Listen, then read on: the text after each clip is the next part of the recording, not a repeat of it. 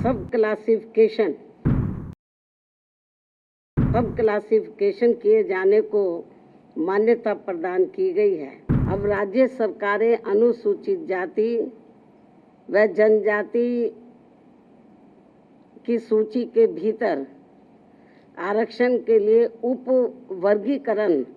अर्थात नई सूची बना सकेंगी, जिससे फिर अनेकों समस्याएं उत्पन्न होंगी। 5 न्यायाधीशों की संवैधानिक पीठ द्वारा ईवी चिनैया बनाम आंध्र प्रदेश राज्य में दिया गया था,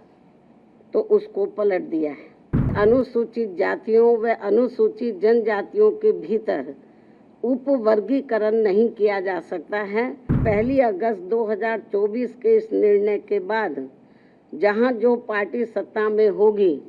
वह अपनी अपनी राजनीति के हिसाब से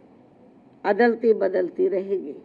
राज्य सरकारें अपने अपने वोट बैंक के लिए अपनी मनचाही जातियों को आरक्षण का अनुचित लाभ देने का प्रयास करेंगी। आज की प्रेस कॉन्फ्रेंस माननीय सुप्रीम कोर्ट के 7 न्यायाधीशों की संवैधानिक पीठ द्वारा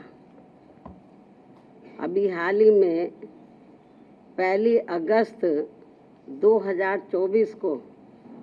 देश में अनुसूचित जाति व अनुसूचित जनजाति के आरक्षण के संदर्भ में जो एक अति महत्वपूर्ण निर्णय दिया गया है, तो उसके संबंध में अपनी पार्टी की प्रतिक्रिया जाहिर करने के लिए बुलाई गई है, जिसमें अनुसूचित जाति व जनजाति के लोगों को पुनः उप वर्गीकृत सब क्लासिफिकेशन अर्थात सब क्लासिफिकेशन किए जाने को मान्यता प्रदान की गई है, जिसको लेकर और भी बहुत सी बातें कही गई हैं। उनसे हमारी पार्टी कतई भी सहमत नहीं है और इस संबंध में माननीय सुप्रीम कोर्ट द्वारा दविंदर सिंह बनाम पंजाब राज्य मामले में पारित इस आदेश के अनुसार अब राज्य सरकारें अनुसूचित जाति व जनजाति की सूची के भीतर आरक्षण के लिए उप वर्गीकरण अर्थात नई सूची बना सकेंगी, जिससे फिर अनेकों समस्याएं उत्पन्न होंगी। और अब माननीय सुप्रीम कोर्ट ने अपने 1 अगस्त 2024 के इस निर्णय से 20 वर्ष पूर्व दिया गया निर्णय, जो सन 2004 में 5 न्यायाधीशों की संवैधानिक पीठ द्वारा ईवी चिनैया बनाम आंध्र प्रदेश राज्य में दिया गया था, तो उसको पलट दिया है, जिसमें अनुसूचित जातियों व अनुसूचित जनजातियों के भीतर किए जाने वाले वर्गीकरण को मान्यता देने से इनकार कर दिया गया था। और ये भी कहा गया था कि अनुसूचित जातियों व अनुसूचित जनजातियों के भीतर उप वर्गीकरण नहीं किया जा सकता है, क्योंकि वे एक ही समरूप अर्थात समान वर्ग में आते हैं। माननीय सुप्रीम कोर्ट ने वर्ष 2004 के अपने निर्णय में ये भी कहा था, चूंकि अनुसूचित जाति और अनुसूचित जनजातियों के लोगों ने जो अत्याचार सहे हैं वह एक वर्ग और एक समूह के रूप में सहे हैं, तथा यह एक बराबर का वर्ग है, जिसके भीतर किसी भी प्रकार का वर्गीकरण करना उचित नहीं होगा। माननीय सुप्रीम कोर्ट ने अपने 2004 के निर्णय में ये भी कहा था कि अनुसूचित जातियों और अनुसूचित जनजातियों के भीतर किसी भी प्रकार का उप वर्गीकरण भारतीय संविधान की मूल भावना के विपरीत होगा। माननीय सुप्रीम कोर्ट ने अपने वर्ष 2004 के इस निर्णय द्वारा समानता के अधिकार का उल्लंघन करने के कारण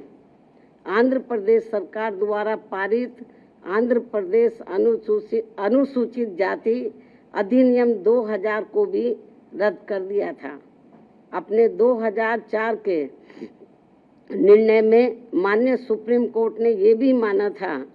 कि ये वर्गीकरण इन जातियों के भीतर अलग अलग व्यवहार करके समानता के अधिकार का उल्लंघन करेगा। और अब माननीय सुप्रीम कोर्ट के 7 जजों की पीठ ने 1 अगस्त 2024 के निर्णय से सन 2004 के निर्णय को पलट दिया है, जबकि इस निर्णय से अनेकों मतभेद उत्पन्न होंगे। माननीय सुप्रीम कोर्ट के 1 अगस्त 2024 के इस निर्णय के बाद केंद्र और राज्य सरकारों के